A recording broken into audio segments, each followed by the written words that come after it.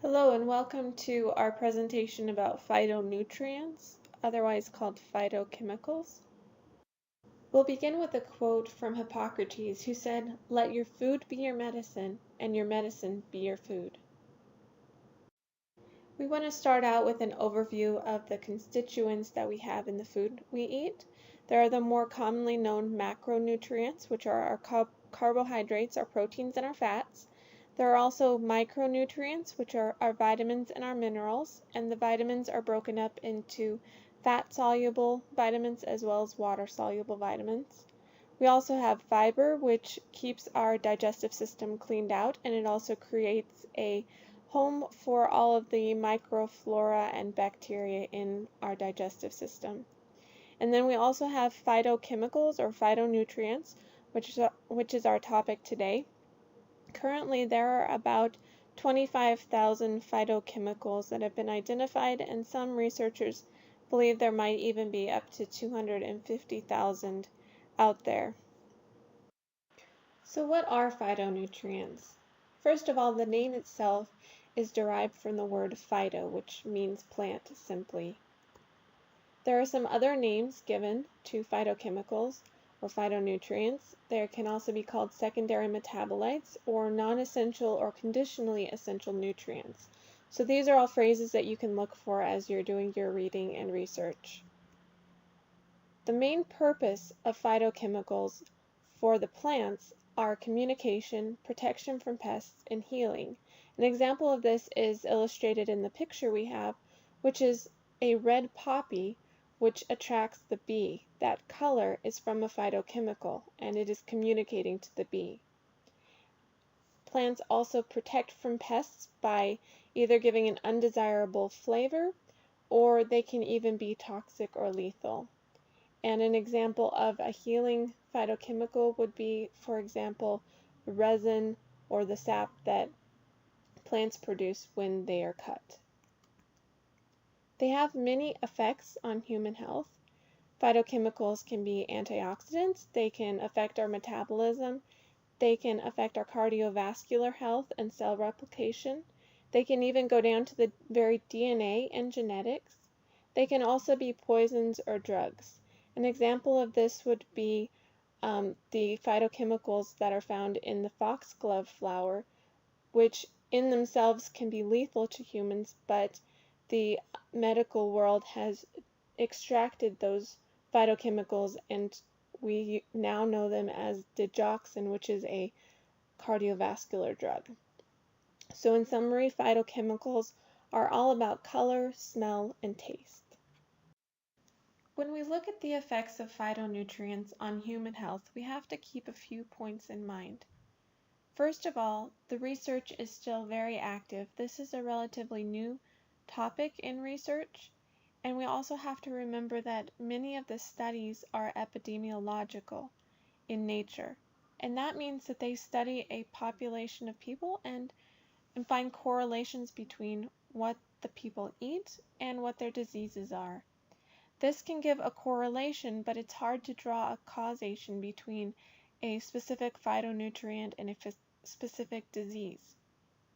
So when we look at the research, many of these studies can give us a lot of correlations and connections, but it's hard to draw that cause specifically because of the complexity of our society, of our environment, of our diets, as well as the complexity of the phytonutrients themselves. Another topic to remember when we're looking at these studies is that the nutritional diseases, or the diseases which are affected by our nutrition, are often long latency diseases, and that just means that they take a long time before you actually realize that there's a problem. So you may be deficient in a vitamin or a nutrient for many years before you actually see the effects. And so from that side, it's hard often to trace it back. So we just have to keep this in mind, as well as the epidemiological research in mind when we're looking at the studies and when we're trying to find the relationships between phytonutrients and health issues. To summarize how phytochemicals can work in our bodies, though, they can have antioxidant and detoxifying effects. They affect our metabolism and our insulin regulation. They affect our cardiovascular system.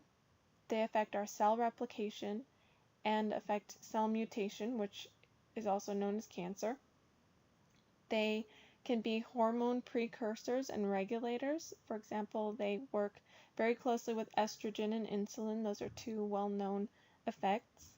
They also get down to the DNA and genetics directly inside of our cells. They also can act as poisons or drugs like cocaine, morphine, caffeine. Those are three examples. They also have connections between receptors. For example, in our taste buds and our intestines, there are chemically identical receptors in our taste buds and our intestines, which we'll talk about in just a moment. So a few of the diseases which are directly associated with phytochemicals or phytonutrients, which the research has strongly suggested a correlation for, are cardiovascular disease and stroke, various types of cancers, for example, breast cancer and prostate cancer, even lung cancer, colorectal cancer, also vision diseases such as cataracts and macular degeneration, diabetes, dementia and Alzheimer's disease, asthma and COPD, and inflammatory diseases and rheumatism. Here's another quote which I think was far ahead of its time. This is from Thomas Edison. He said, "The doctor of the future will give no medication, but will interest his patients in the care of the human frame, diet, and in the cause and prevention of disease." Phytonutrients are found in various amounts in various foods. When we look at science and read up on them, we'll find that they're grouped by colors, by chemical structures, or by functions. They're found in extremely small quantities. Some estimates say that we eat about 1 to 3 grams per day. Other estimates say about 1.5 tablespoons per day, but either way, that's a very small percentage of our food intake. And another point that I really want to stress here is that supplements are not always better. Often we hear about a good nutrient or a good chemical and we make a supplement and start taking supplements, but the problem here with phytonutrients is that they work in symphony and in harmony together. They have synergistic properties. So if you isolate them, they're not going to work as effective, and you also run a risk of overdosing on that one nutrient. An example of this is the beta-carotene family, where studies have actually shown that if you take beta-carotene supplement, it can actually increase your risk of cancer, whereas the beta-carotene inside of a food is going to lower your risk for cancer. So the key here is really to eat the rainbow and eat fresh and whole foods. So here are the most common groups of phytonutrients. We have first of all the alkaloids. A lot of drugs come from this grouping. For example, digoxin, which we talked about earlier. It's a cardiovascular drug which comes from the foxglove plant. There's also morphine, which comes from the poppy plant. The next group is the carotenoids. Then there's the glycosides, the phenols, including the flavonols, the phytoestrogens, the sulfides, and the terpenoids. And there are more groupings, but these are just the more well-known groups. So here is a table which shows the different classifications of phytochemicals. It looks pretty complex. There are, as you can see, some main groups and then some subgroups, and we'll show you on the next slide a slightly simplified version. This is just a little easier to read, but you can see there's still many different groups of phytochemicals. Here's another quote. This is from a French author. He said, "To eat is a necessity, but to eat intelligently is an art." We'd like to look at some examples now, and the first example is going to be the carotenoid group. Some examples are beta-carotene, which has a role in eye health as well as anti-cancer properties, lycopene, which helps with heart disease and also has anti-cancer properties, as well as lutein, which also affects our eye health, for example, cataracts and macular degeneration. Some surprising sources of the carotenoids would be apricots with beta-carotene. We normally think of beta-carotene in carrots, which is true, but pound for pound, apricots have more beta-carotene than carrots.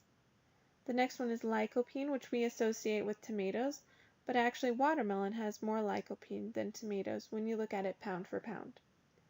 Lutein is known to be in green vegetables with an especially high amount in green cabbage. One important point about the carotenoid group is that they are better absorbed in our bodies when they're cooked. The problem with cooking vegetables, however, is that you can lose nutrients when you cook vegetables. So we have to have a balance in this and not just eat raw but just eat cooked. Rather, we should eat a balance of both in order to really optimize that absorption within our bodies, as well as optimizing the amount available to us. And for the carotenoid group, a good rule of thumb is that you're going to be looking for the colors red, orange, and yellow. The second example is going to be phytoestrogens. This is something that gets a lot of attention nowadays.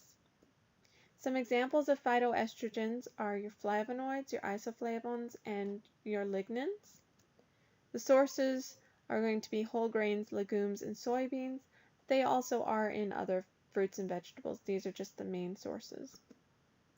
They can have a detoxifying effect with carcinogens and estrogen. Some especially detoxifying foods here are the cruciferous vegetables, the grapes, ginger, and leafy greens. They can be estrogen antagonists by using the receptor sites on our cells, and this has been shown to help in breast cancer and prostate cancer with bone density as well as our blood lipid profiles or our cholesterol levels. However, especially with soy, which has a lot of these phytoestrogens, there's been a high level of concern about the hormonal and reproductive effects that soy can have. And in America currently, about 25% of U.S. babies are fed a soy infant formula, and this also has been widely studied as far as having effects hormonally on those children. The key here that I want to emphasize in the midst of all of this controversy is to have a balance. It is always a problem when we just eat one food again and again and again. Our bodies can't handle that. And I think this is also the case with soy. It has some good properties, and phytoestrogens as a whole have good properties. However, they can also be taken to the extreme on both sides. And so when we look at this, we really want to always again look at quality, whole foods, and variety. Next, we want to look at the phenols. Some examples of the phenol group are anthocyanin, capsaicin, and polyphenols.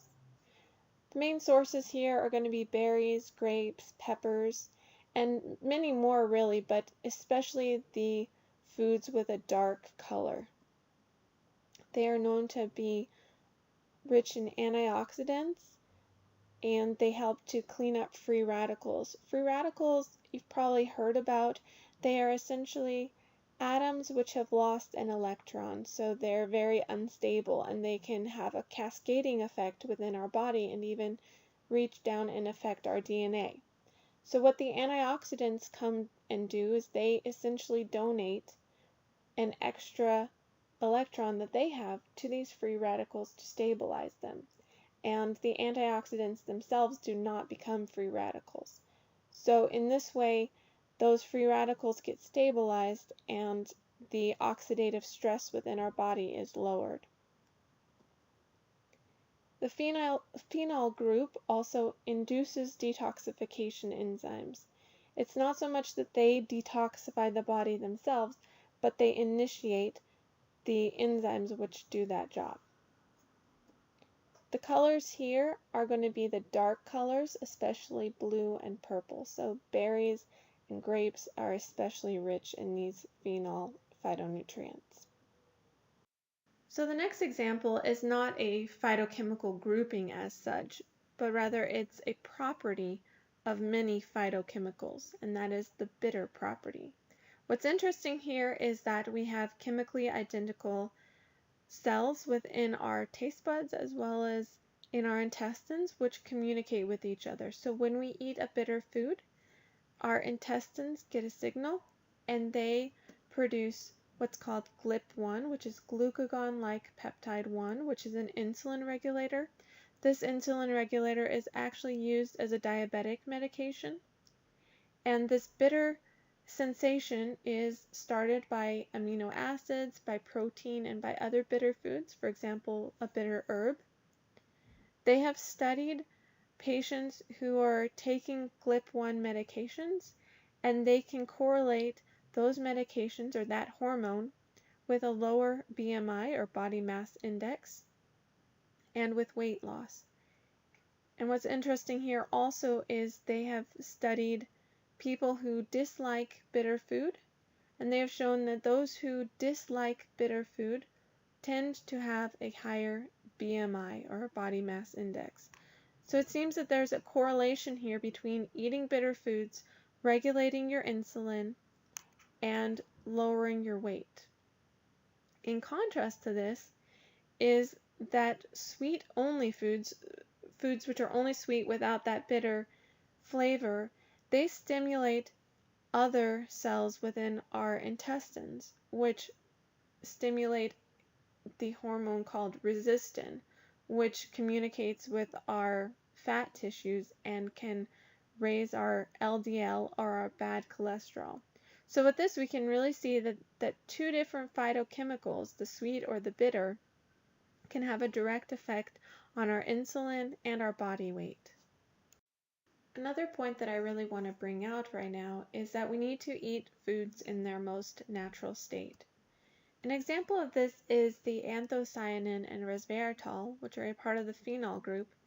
They are found in peanut skins and grape skins. They're known to have a lot of antioxidant effects, and they also have an effect on the cardiovascular health. They're found in grape juice, grapes, and wine. And what's interesting here is that the bioavailability is actually higher in grape juice than in wine. However, my philosophy would be to eat it in its most natural state, especially since these phytochemicals are found in the skins. Why not eat the whole grape? And what's interesting in this whole question about antioxidants in wine and in different foods is we have to see this in balance, and I want to show this in the next slide. In this slide, it shows how much of a particular food you would have to eat in order to get the therapeutic dose of 1 gram per day of resveratrol. Now, keep in mind that 1 gram per day is a therapeutic dose, so it's quite high.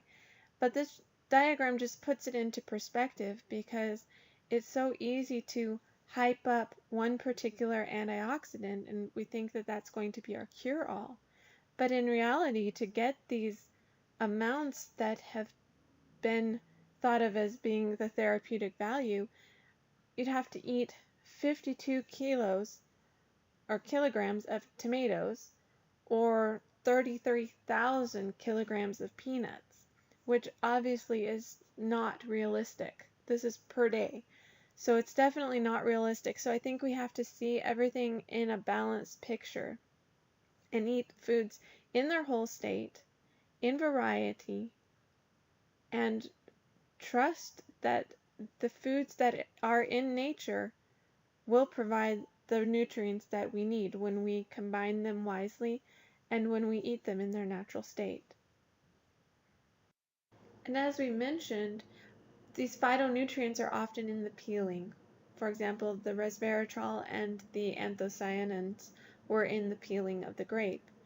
And that's the case with most foods. Most phytonutrients are in the peeling. And this is unfortunate in our society today. We often prefer the peeled foods, but in reality, we're just throwing away most of the nutrients. An example of this is apples, which have quercetin, as well as several other phytonutrients within the peeling. Quercetin is good for our lung function and it helps with asthma, but it's only found in the peeling of the apple.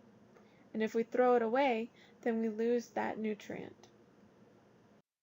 Some other examples of phytonutrients are the terpene group. Some sources of this are the citrus oils, garlic, and cherries. They have anti-cancer effects. They're the organosulfur group. Sources here are going to be cruciferous vegetables such as broccoli and kale and cabbage, as well as garlic, leek, and onion. They detoxify carcinogens such as nitrates. There are also the phytosterols. The sources here are going to be vegetable oils, nuts, and seeds. They decrease colon cancer and cholesterol levels. Here's another quote. This one's from Leonardo da Vinci. He said, "Knowing is not enough. We must apply. Being willing is not enough. We must do." So what does this mean in daily practice? Here in America, including French fries and ketchup, only 12% of Americans eat the recommended daily intake of fruit, and only 9% of Americans eat the recommended daily intake of vegetables, and that's including the processed foods like French fries and ketchup. And unfortunately, as I mentioned, most of this is highly processed, with currently about 60% of the American diet being the highly processed foods, which are no longer in their natural state. So what can we do about this? To answer that question, I'm going to use two cliches that we have. First of all, knowledge is power. And second of all, eat your vegetables. Here is a handy chart which just shows some of the main phytonutrients, their benefits on our health, and where we can find them. And this is just another way of looking at the same chart. So what's the take-home message from this presentation? First and foremost, it's that 5 servings of fruits and vegetables is a bare minimum. That's the recommended daily intake here in America, but countless studies have shown that our risk for cardiovascular disease, cancer, and death can be significantly lowered if we eat more. For example, 600 to 800 grams per day is about 7 to 10 servings. And one study even showed that 10 servings a day could help save 7.8 million lives per year. In order to reach this goal, we have to be creative. We need a lot of variety, and we need courage to try new foods. Try a red pepper one day and a green pepper the next day. We need lots of color. We need to eat the rainbow. We also should emphasize quality and fresh foods. The more healthy our soil is, the more nutrients are going to be in our foods. And this brings us to the question of organic. We should eat organic whenever possible for 2 reasons. One, obviously we're not exposing ourselves to the pesticides. And the second point is that these phytonutrients are created by the plants as a defense mechanism. If the plants are over-fertilized and have no pests as a danger to them, then they don't have that need of creating the phytonutrients. So they have naturally less phytonutrients when they are conventionally grown because they don't have that danger factor of the pests. We also need to balance our raw versus our cooked foods for optimum absorption. We should really, in this sense, also have a variety in our diet. And the last point, which I really want to stress here, is that we need to enjoy our food. If we're stressed and worried even about our food and our nutrition uptake, that shuts down our digestive system because it starts the cortisol and the adrenaline flowing in our bodies, which turns off our digestive system and inhibits the absorption of those nutrients that we're so worried about. So yes, all of these points are extremely important. We should have a variety. We should put thought into our food, but we should never lose our joy in it. To end our presentation, I'd like to finish off with two quotes. The first one is from Buddha. He said, "Health is the greatest gift, contentment the greatest wealth." And the next one is from the Bible. It says, "Dear friend, I wish above all things that you will be in health."